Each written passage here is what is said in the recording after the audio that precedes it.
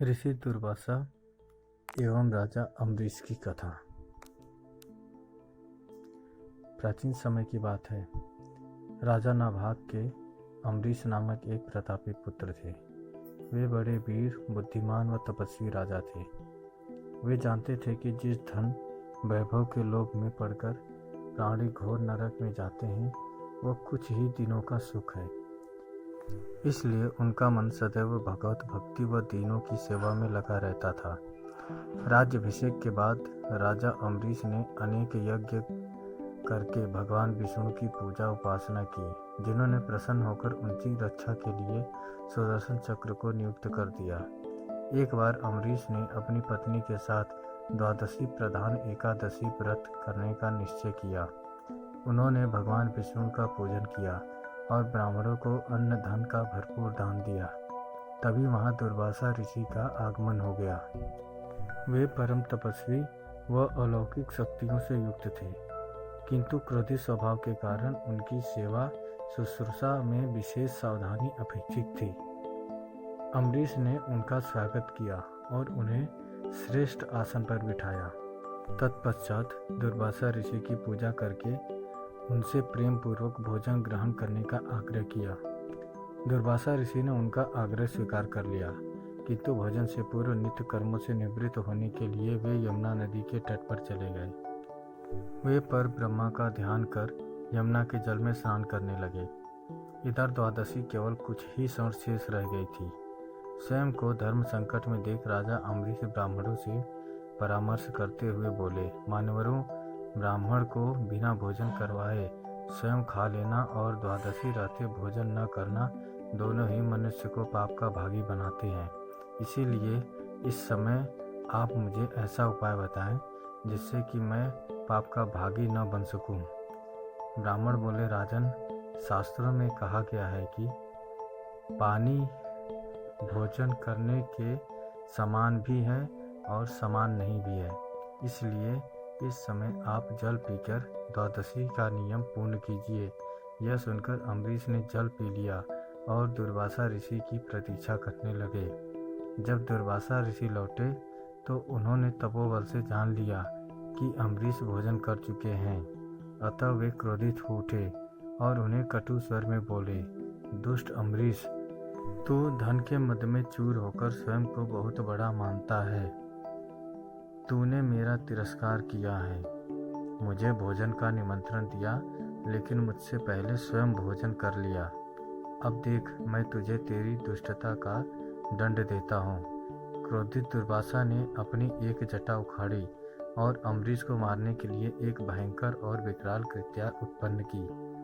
कृत्या तलवार लेकर अम्बरीश की ओर बढ़ी, किंतु वे बिना विचलित हुए मन ही मन भगवान विष्णु का स्मरण करते रहे। जैसे ही कृत्या ने उनके ऊपर आक्रमण करना चाहा, अम्बरीश का रक्षक सुदर्शन चक्र सक्रिय हो गया और पल भर में उसने कृत्या को जलाकर भस्म कर दिया। जब दुर्वासा ऋषि ने देखा कि चक्र तेजी से उन्हीं की ओर बढ़ रहा है, तो वे भयभीत हो गए। अपने प्राणों की रक्षा के लिए वे आकाश, पाताल, पृथ्वी, समुद्र, पर्वत, वन आदि अनेक स्थानों पर शरण लेने गए, किंतु सुदर्शन चक्र ने उनका पीछा नहीं छोड़ा। घबराकर उन्होंने ब्रह्मा जी से रक्षा की गुहार लगाई। ब्रह्मा जी प्रकट हुए, किंतु असमर्थ होकर बोले, वत्स, भगवान विष्णु द्वारा बनाए गए नियमों से मैं बंधा हुआ हूँ। प्रजापति, इंद्र, सूर्य आदि सभी देवगण भी इन नियमों का उल्लंघन नहीं कर सकते। हम नारायण की आज्ञा के अनुसार ही सृष्टि के प्राणियों का कल्याण करते हैं। इस प्रकार भगवान विष्णु के भक्त के शत्रु की रक्षा करना हमारे बस में नहीं है। ब्रह्मा जी की बातों से निराश होकर दुर्वासा ऋषि भगवान शंकर की शरण में गए। पूरा वृतांत सुनने के बाद महादेव जी ने उन्हें समझाया, ऋषिवर, यह सुदर्शन चक्र भगवान विष्णु का शस्त्र है, जो उनके भक्त जन की रक्षा करता है।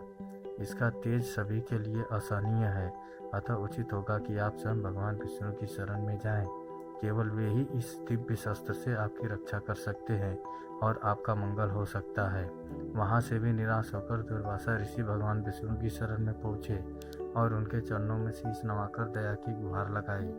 आर्त स्वर में दुर्वासा बोले, भगवान, मैं आपका अपराधी हूँ।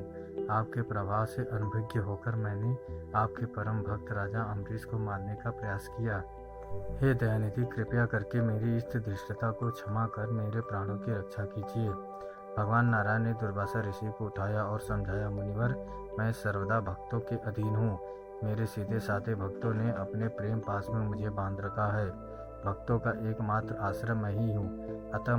अतः मैं स्वयं और देवी लक्ष्मी से भी बढ़कर अपने भक्तों को चाहता हूँ। जो भक्त अपने बंधु बांधव और समस्त भोग विलास त्याग कर मेरी शरण में आ गए हैं, उन्हें किसी प्रकार छोड़ने का विचार मैं कदापि नहीं कर सकता। यदि आप इस विपत्ति से बचना चाहते हैं तो मेरे परम भक्त अम्बरीश के पास जाइए। उसको प्रसन्न होने पर आपकी कठिनाई अवश्य दूर हो जाएगी। नारायण की सलाह पाकर दुर्वासा ऋषि अम्बरीश के पास पहुंचे और अपने अपराध का क्षमा मांगने लगे। परम तपस्वी महर्षि दुर्वासा की यह दुर्दशा देखकर अम्बरीश को अत्यंत दुख हुआ। उन्होंने सुदर्शन चक्र की स्तुति की और आग्रह पूर्वक प्रार्थना की कि वह लौट जाएं। उनकी स्तुति से प्रसन्न होकर सुदर्शन चक्र अपनी दिशा बदल लेते हैं और दुर्वासा ऋषि भयमुक्त होते हैं। जब से दुर्वासा ऋषि वहां से गए थे, तब से अम्बरीश ने भोजन नहीं ग्रहण किया था।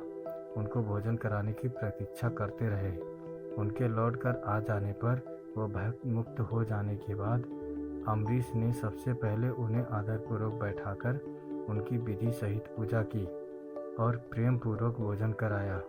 राजा के इस व्यवहार से ऋषि दुर्वासा अत्यंत प्रसन्न हुए और उन्हें अनेकानेक आशीर्वाद देकर वहां से विदा हुए। दोस्तों, राजा अम्बरीश और दुर्वासा ऋषि की यह कहानी आपको कैसी लगी, कमेंट करके बताएं।